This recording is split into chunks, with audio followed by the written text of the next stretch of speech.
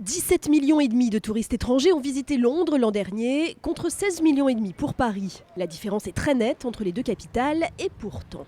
C'est difficilement comparable. D'abord, Londres est une ville gigantesque, c'est la plus grande ville d'Europe, bien plus importante en surface et en nombre d'habitants que Paris.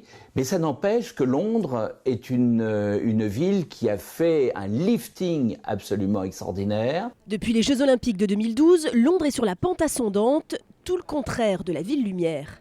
Je trouve que Londres est un peu plus dynamique, un peu plus jeune.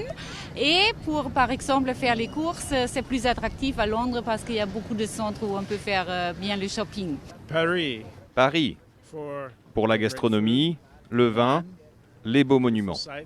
Je dois admettre que c'est plus facile de visiter Londres, tout simplement parce que les gens parlent anglais.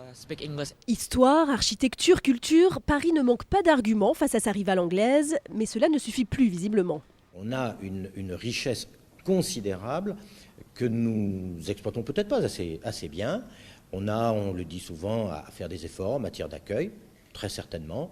Mais c'est tout ça qu'il faut aujourd'hui relancer. Seule consolation, avec 32 millions de touristes, Paris reste la ville la plus visitée au monde, mais à condition d'inclure les Français venus visiter leur capitale.